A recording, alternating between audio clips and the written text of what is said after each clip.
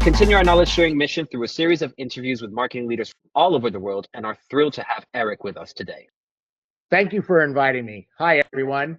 I'm at CMO Chat. My name is Eric Herzog, aka Zoggin Store is my Twitter handle, and I'm the CMO of Enterprise Storage Leader Infinidat. Thank you, Eric. Eric, tell us a bit about you and your role at Infinidat. So at Infinidat, I am the Chief Marketing Officer. We're a smaller company in the hundreds of millions. But in my background, I was a CMO and VP of Global Channels for the IBM Storage Division, about $7 billion.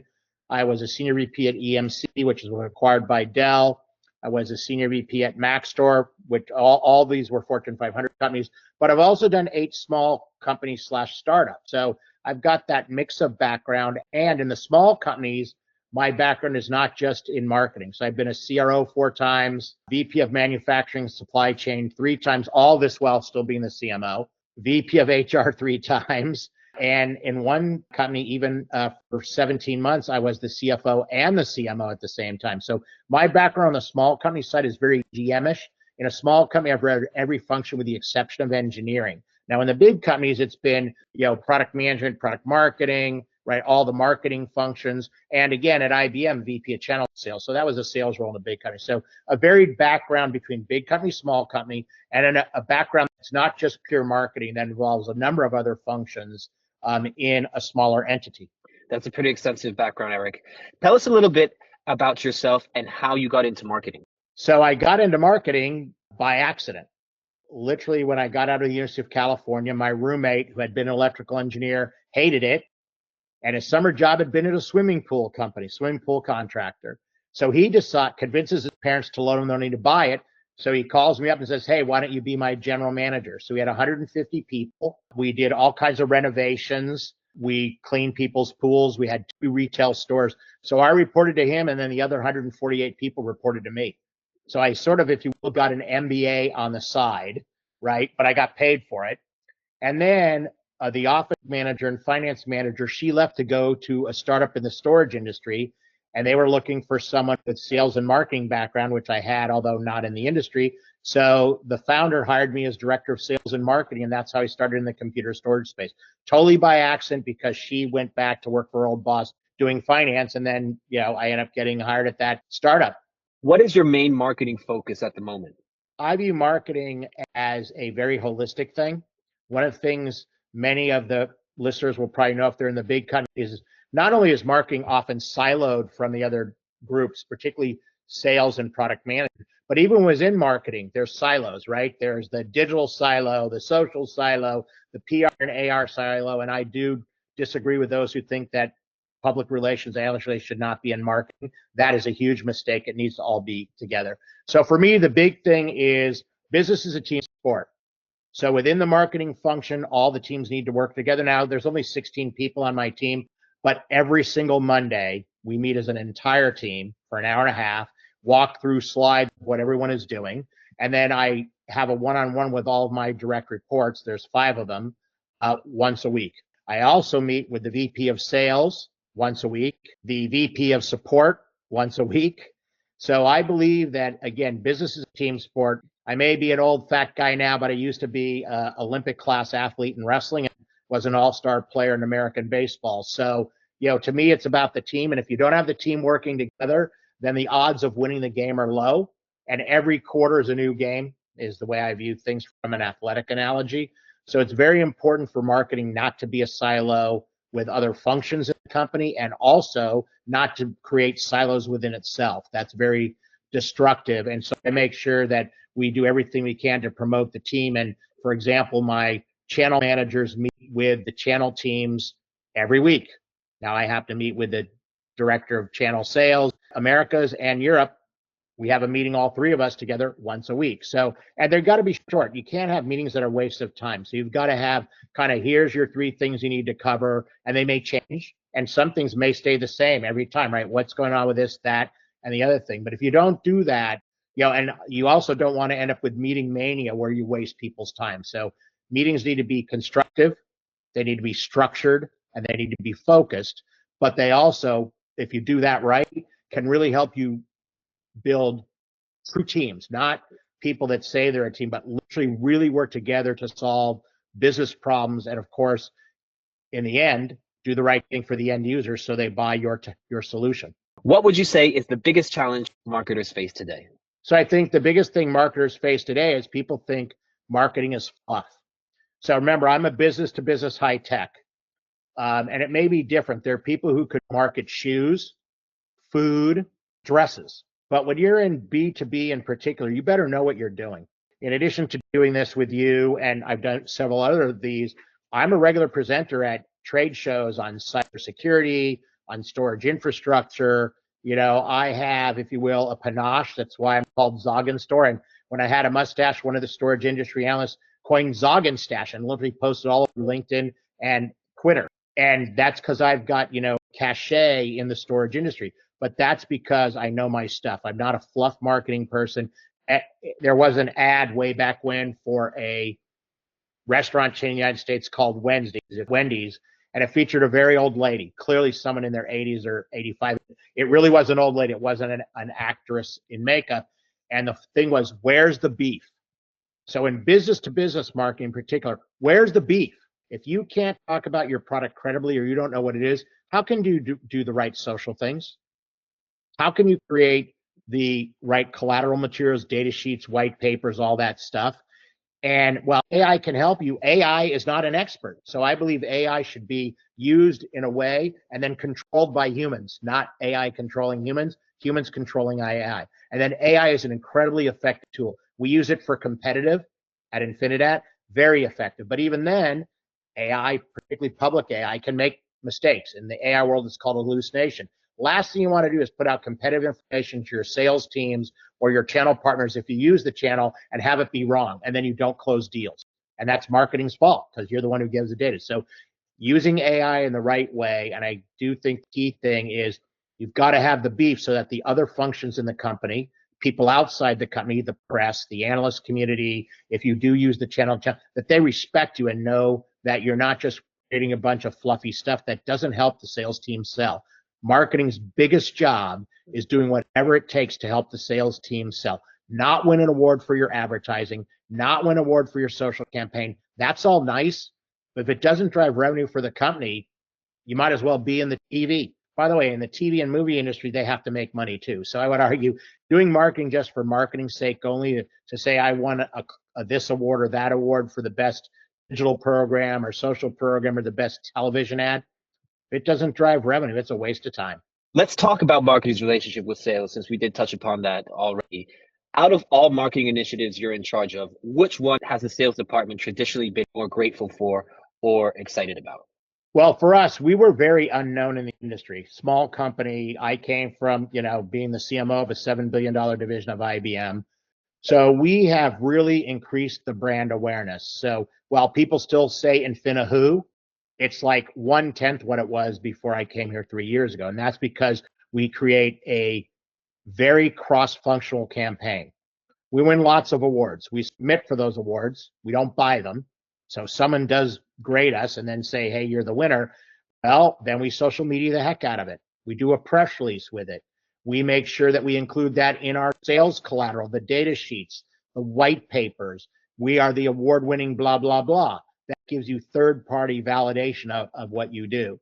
So by having this very integrated marketing function and getting everything to work together within marketing, it's made our marketing way more effective. My budget is basically a pimple on the smallest ant's rear end on the planet.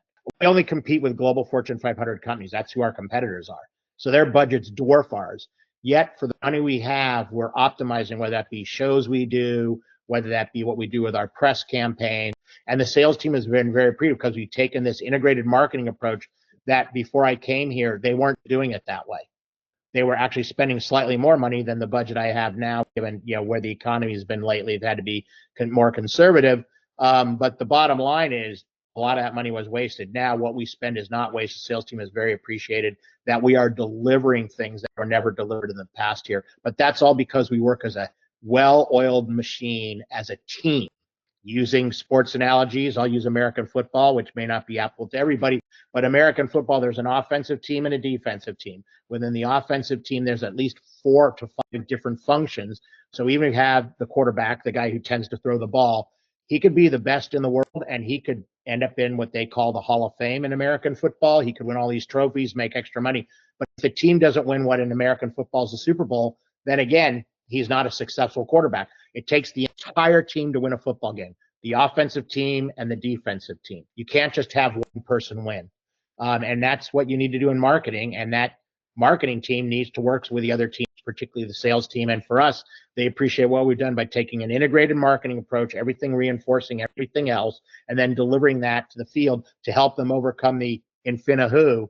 And they reported that a lot of times now they're going into new accounts. Go, oh, Infinidat, we saw you won an award last week, or we saw this or that, or oh wow, your social media is everywhere, or we saw you in 27 articles in the IT and storage press.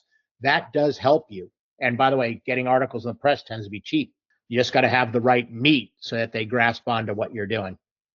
Who's your ICP, Eric? We sell to mostly the Global Fortune 2000. It's a complex sales cycle. Our average sale price is close to $1 million per transaction. We regularly do deals that are $10 million, $20 million. So it's a complex sale that involves everyone from the CIO, the CTO. In some of these bigger companies, we've had to get CFO approval and even CEO approval. So it's what's known as the complex sales cycle. It's mostly high-end enterprise. We sell to the Global Fortune 2000. So complex sales cycle, it includes both the infrastructure team, and some of them have a storage team. Key decision influencers are guys that do things like VMware, container world, cybersecurity stuff is a global program, a problem, I should say, across anything in an enterprise account. In fact, cybersecurity is going to cost enterprise customers, just enterprise customers, according to cybersecurity analysts, $10.5 trillion this year. Now, that's not just paying ransoms. That if some of the data gets lost, it's the ransom you have to pay. It's getting consultants to help you fix it if you do have an attack, all that kind of stuff. So that's why that group is important, because we happen to embed a bunch of cyber technology inside of our enterprise storage, but it's a very complex sales cycle. So our ideal customer profile is really from the CIO on down to what in many companies is just a storage administrator, and you have to feed the right messaging in. For example, storage administrator may often want to know a bunch of bits and bytes. The director probably wants to know, we run Oracle or SAP here. How's that going to benefit that application layer? CIO not only wants to know that, he's going to how do you improve the business value? So for example, we have a global Fortune 500 customer switch from another vendor to us, and they've told us they saved $62 million in OpEx and CapEx. That is what the CIO and the CFO want to hear. They don't want to hear about the bits and bytes of storage, right? So again, it depends on where your focus is, and we're enterprise B2B. So having the meat is really important, and you have to craft your messages. Like I said earlier, you don't talk to a 5-year-old like you talk to a 15-year-old, like you talk to a 35-year-old. And if you're old enough like me to have a 50-year-old kid, which I don't, thank God my son's 35. But if I had a 50-year-old kid, then I'd be talking to them differently from the 25-year-old. And that's what you have to do in a complex sales cycle in the enterprise. And when it's to consumers, then the marketing is a lot different, right? It's more personalized, it's more individual. It's for example, we don't ask what color. When you go to the car dealer, what do they ask you? What interior do you want? Oh, what color would you like that in? Oh, what color you want the? And in our place, they don't care about that at all. We could paint it pink, black, purple, green. We could do all kinds of wild stuff. And if we delivered the right technical and business value to that enterprise, they'll buy it. So it's a different cycle. Consumer has much more of that personal angle. Doesn't mean you can't personalize things like having an enterprise community for your users and things. So that's but I'm talking about really personalizing. If you wear certain shoes, tennis shoes or sports shoes, for example, I happen to wear Brooks.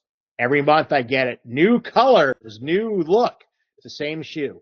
Now they rev the shoe roughly every 18 months. So then they do make true changes in the shoe, support changes, right? Real changes that you can see side to side. But the rest of for 18 months, every month I get a thing on this color, that color, neon so you can run at night.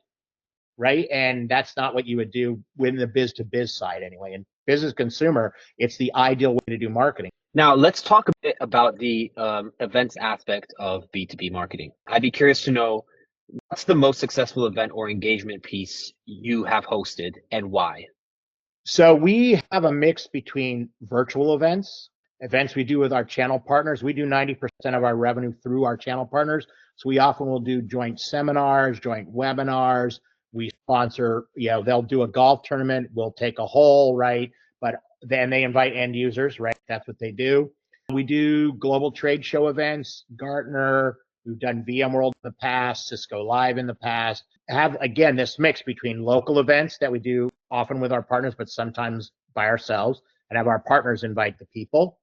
We have events that we do that are virtual. In fact, yesterday I did 2 virtual webinars on enterprise cybersecurity and how that meets cyber regulations in your country. We talked about the regulations in Europe, in the United States, the UK, which is it technically in Europe, but is not, because of Brexit, is not part of the EU anymore. So they have some of their own regulations, and the Japanese, which is where, so our customers are centered there. So we looked up what are the cyber regulations, which has nothing to do with the technology, or only partially, and how do we help you, A, do the technology part so you don't have a malware ransomware attack, and B, how do we help you with, in this case, overcoming the regulations, right? There's certain things the law requires you to do in all these various constituencies, right? So we did that as well. So that was a global webinar, and we not only invited people on our own, but we again encouraged all of our partners and distributors to invite end users as well. So we have digital events, if you will, webinars, physical events, trade shows, but also physical events like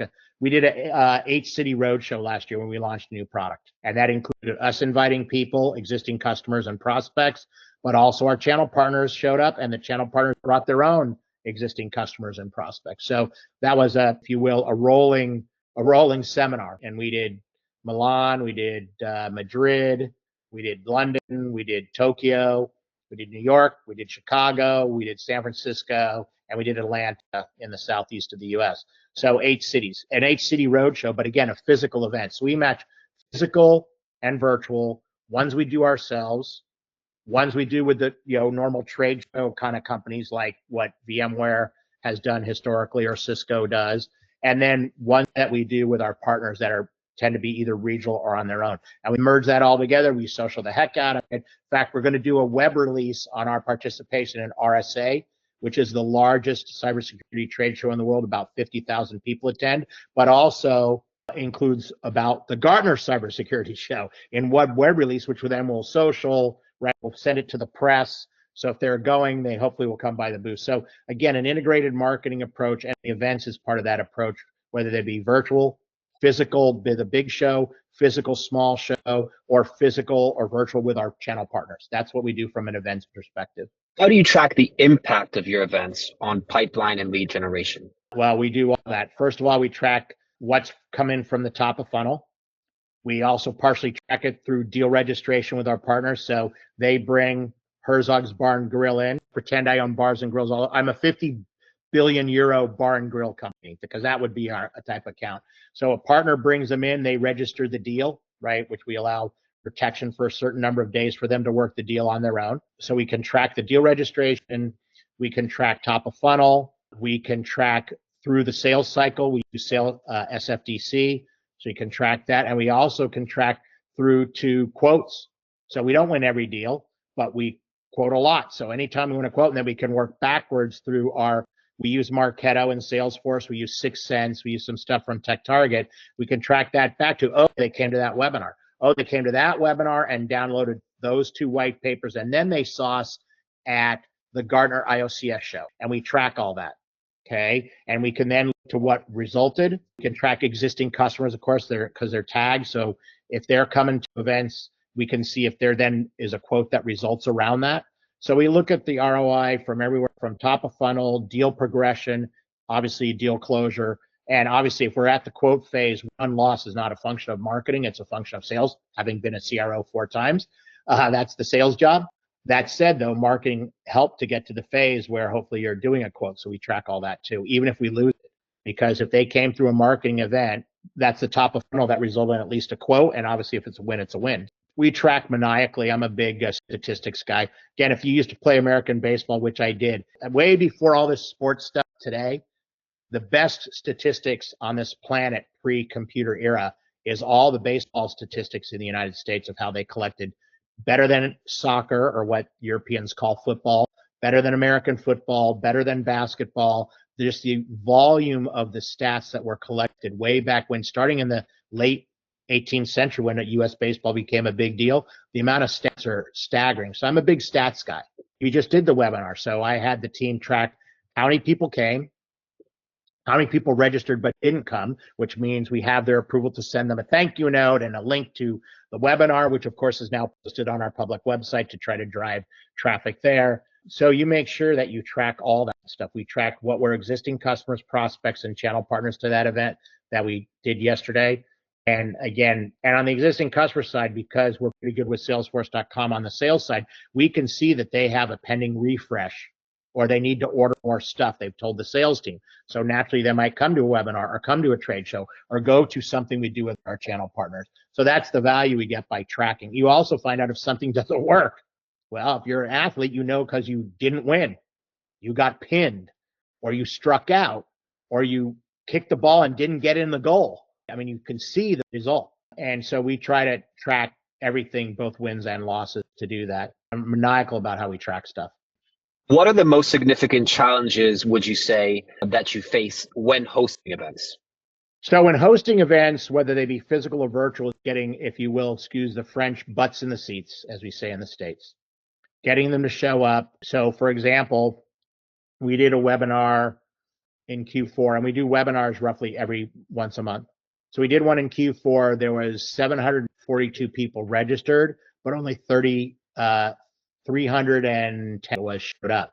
Now, did we send them all thank you note for registering? Yes. Did we send them the link? Yeah, because we recorded the webinar. Did we send them the link to that? Yes. PowerPoint and turn it into a PDF and post that up? Yes, we did. So we did that as well. But again, we registered over 700, but only 300 and some showed up. Hardest part is how do you get them to attend? Obviously, do direct mail to the installed base, but you don't want to mail too much. Do the same thing with prospects. We make sure that our sales team is well aware of everything we do. An internal sales newsletter that's got all kinds of, here's every show, here's every webinar, here's every seminar, here's everyone we're signed up doing with a channel partner all over the world so that everybody knows inside of our team. But we also make sure that anything we do, we're going to the show RSA at the end of April, which is the biggest cybersecurity in the world, over 50,000 people attend. We put in our channel newsletter last month and this month, here's our booth number, bring your customers by. If you're gonna be there, why don't you somebody, hey, anybody wanna work the booth with us? We'd love to have you. So we did that 2 months ahead of time with our partner community. So you need to do a number of different things to get people to show up. And that's really critical. And even if they don't, as long as you've captured and they've given you obviously the permission with opt-in, opt-out kind of stuff, which we do all that religiously, then we can start, leveraging other methodology, even if they didn't show up. But definitely getting people to attend is probably the hardest thing. Speakers is easy. We got tons of very good speakers, not just myself, a couple of guys who work for me, present regularly at trade shows all the time. We have a couple field CTOs that are good speakers, not just good technologists. Some of the product management people are good speakers. So that's not hard to do. What career advice would you give to anyone starting in the marketing industry? First, where's the beef if you're in high-tech biz to biz? If you don't understand the beef, you're not going to be able to market well. B, learn from others. So for example, when I was at IBM, I was a mentor to 15 different people. Now there's an official mentor program. The limit was 3. I ended up with 15 because 12 people specifically requested I be their mentor. And this was through an official IBM mentoring program. And they got requests for me. So I said, okay. And you met with them like once a month. So it wasn't so bad, right? You spread it out. And it was a half hour. But it's an investment. So make sure you've got a really good mentor. Make sure you're very diligent and you work hard. Make sure you also work smart. Sometimes people work hard and it doesn't yield a single result. Never stop learning. I'm almost 70 years old and I learn new stuff every day. And a smart person, not just in marketing, but any smart person is learning till they die. Okay, so you need to make sure you're learning things. Don't be afraid to try. And if you're in a company that doesn't want people to try new things, then it's probably the wrong company. I have no trouble taking a risk. Some people do. Infinidat is essentially a startup. I'm in one now. I'm almost 70 years old. There's some people that wouldn't do a startup when they're 25 or 30. So you've got to go with what makes you feel comfortable. You want to make sure you build the right relationships across the marketing function. So if you're a digital marketing person, make sure you understand what the other functions are doing. Maybe you'll like the other function better. if you want to be a CMO, you pretty much need to know a fair amount about everything. Do I know everything about marketing ops? No. Okay. Oh, and by the way, as you move up, always hire to your weakness. Don't be afraid to take criticism, and don't be afraid to politically correctly give it. Do not be a sycophant. Most managers hate that. Oh, they're kissing up to me. They want to promote or raise.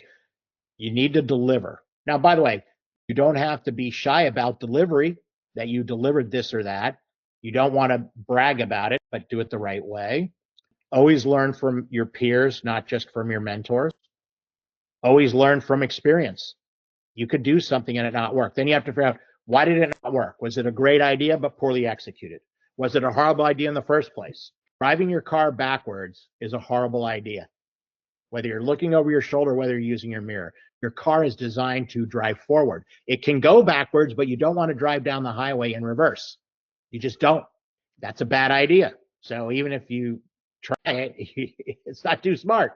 My other saying, in addition to business is a team sport, marketing's job is to always raise the bar. Okay, now I didn't do track. I was a U.S. baseball player and a wrestler, but there used to be a sports show on way back when, and there was a Soviet, because it was still the Soviet Union then, a Soviet pole vaulter. He'd won like the gold medal in the Olympics like 5 years in a row. The guy's like in his early 40s, which for a pole vaulter is old. There's certain sports, golf, you can be old and still be good, right? American football, probably not. Soccer, probably not. I mean, you can still be good, but you have to play in a senior. I'm talking professional, right? Golf is probably one of the few things you can still be good when you're pretty old. You want to make sure that you're always trying to raise the bar. And in an interview with this guy whose English was pretty good, he clearly said, they said, Sergey, why do you do it? You set the world record like 47 times. You won 4 gold medals, not in the Olympics, not counting other world championships. Why are you doing this? And he was either 42 or 43. He said, because I can. I always believe I need to get better and better. And you got to make sure you believe in yourself. Okay, so don't let people put you down, and don't put other people down. This is a team sport. Team sport is about encouraging. In some sport and you're sitting on the bench, you still need to be encouraging your teammates. Business is a team sport. Marketing is just a sub-function of an overall business, and it's a team too. And those are things that if you do all those things, the learning aspect, get the right mentor, when you're experienced, mentor people, because you know what? There's things I learned from people that I mentored. I'm not kidding you. And anyone who thinks they know everything is an idiot. No one knows everything. Nobody. So always be learning. So as you're young in your career, make sure you've got that learning angle. Make sure you're learning from your peers. Make sure you're learning from your mentors. Make sure you have confidence in what you do. Don't be afraid to try things. Okay. And again, if you're super conservative, your company doesn't do it, okay, that's fine. But for people that really want to be a high level CMO, you don't want to be overly conservative. You don't want to take stupid risks either. You do not go diving with blood all over you in a shark infested pool or a piranha infested pool. And you'd be an idiot to try that. Right? So go ahead and take risky things, but do it trying to minimize the risk, but still deliver the value. So those are the things I think you need to do when you're first getting into marketing, and that whole teaming and the constant learning and working hard and smart is what you have to do. If you don't, I can tell when someone is working hard and they're not working smart. I can also tell when people are lazy. That's your job, is to teach them. You always want to be, as the leader, imparting your knowledge. And one of the things I'm most proud of is I've got all kinds of people who work for me that are either CMOs, they're VPs of marketing, they're VPs of sales, they're CROs that work for me when they were like a manager, or in some cases an individual contributor. And now they've got executive level titles, and 3 of them are actually CEOs. So I'm proud of that, because I know I have contributed to that in just the way I do things. And it's about attitude, not a negative, destructive one. And by the way, your managers will see that, and then you probably won't have a job too long. That's some great advice, Eric. I have one last question for you. How would you describe the role of the CMO in one word, and why? Delivery or execution. Marketing, you have got strategies. That's great.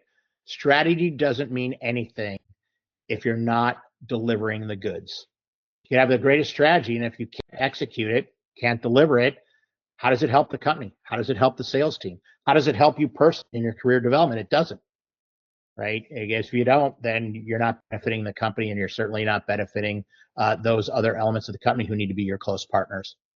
Thank you so much, Eric, for your time. This was great. I learned a lot from you myself on this interview as well. Your background is extremely extensive, as you know.